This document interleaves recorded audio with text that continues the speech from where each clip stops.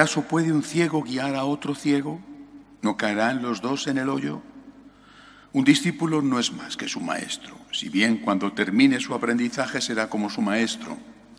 ¿Por qué te fijas en la mota que tiene tu hermano en el ojo y no reparas en la viga que llevas en el tuyo?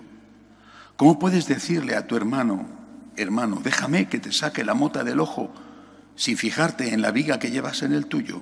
Hipócrita, sácate primero la viga de tu ojo y entonces verás claro para sacar la mota del ojo de tu hermano. Palabra del Señor. Hoy, como he dicho al comenzar la Santa Misa, la Iglesia celebra la memoria litúrgica de San Juan Crisóstomo. No es un santo muy conocido entre nosotros, sin embargo es uno de los grandes padres de la Iglesia. Lo mismo que le pasó a otros, fue perseguido, quizá por motivos distintos de otros. En este caso era patriarca de Constantinopla, murió cuando todavía el cristianismo hacía poco que acababa de ser reconocido como la religión oficial del imperio.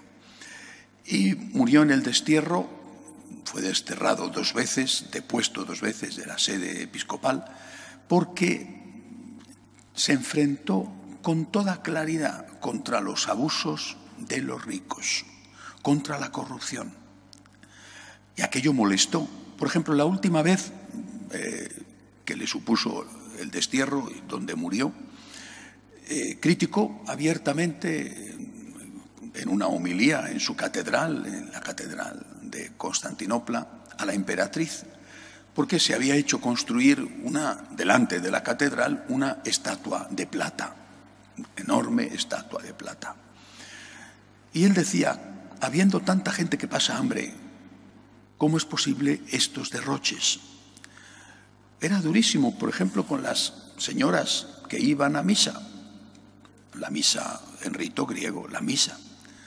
Les decía, venís aquí con unos vestidos de lujo, incluso hacéis donativos a la iglesia en vasos sagrados costosísimos, oro, plata, diamantes, pero no estáis tratando bien a las personas que son vuestros empleados y no estáis dando limosna a los pobres. ¿De qué sirve, decía San Juan Crisóstomo, tener el altar con un mantel maravilloso si resulta que los hijos de Dios no tienen comida? Es evidente que entre los ricos no era popular, sí lo era en cambio entre los pobres. Le costó 2 veces el destierro y además acusado de algo falso porque le acusaron de herejía. Bueno, ya sabemos aquel refrán, ¿no? Cuando quieras matar a tu perro, di que está rabioso. Alguna excusa tienes que poner para matar al perro. Bueno, pues en este caso alguna excusa había que poner y le acusaron de herejía, lo cual era falso. Podían haberle acusado de otra cosa. Esto nos trae una lección también a nosotros.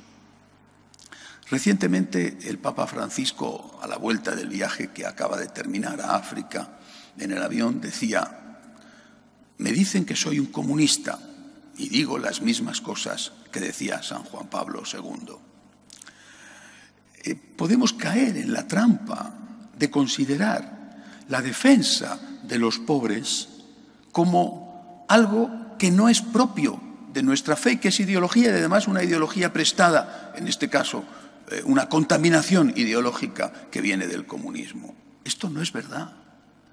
Es una cosa esencial al cristianismo, al catolicismo.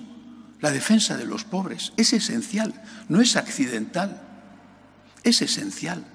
No podemos amar al Dios al que no vemos, sino amamos al prójimo al que vemos. Es una cosa esencial en nuestra fe. Nosotros los católicos no nos ponemos de rodillas delante de los poderosos, nunca.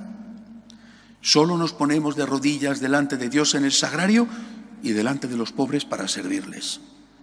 La diferencia esencial, radical, entre el catolicismo y el comunismo es que el comunismo es una religión porque es una verdadera religión y los que la siguen tienen una fe ciega en sus dogmas y en sus líderes, pueden hacer lo que quieran y no pasa nada, y cambian y no pasa nada. Recientemente, por ejemplo, que se habían los discursos encendidos de la pasionaria para justificar la alianza entre Hitler y Stalin para comerse entre los dos Polonia. El comunismo es una religión o una ideología atea y que además justifica el uso de la violencia. Nosotros, los católicos, estamos al lado de los pobres, porque en los pobres está Cristo. Estamos al lado del que sufre, no solo el pobre económico. Estamos al lado del que sufre, porque en el que sufre el enfermo, el anciano, el que no tiene trabajo, el que ha perdido a un hijo. Estamos al lado del que sufre, porque ahí está Cristo, lo mismo que está Cristo cuando somos nosotros los que sufrimos y está dentro de nosotros. Y estamos además luchando contra las causas de la pobreza o contra las causas de la enfermedad sin usar la violencia. Dos cosas que nos separan radicalmente del comunismo.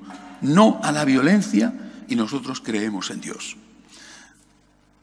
¿Por qué digo esto?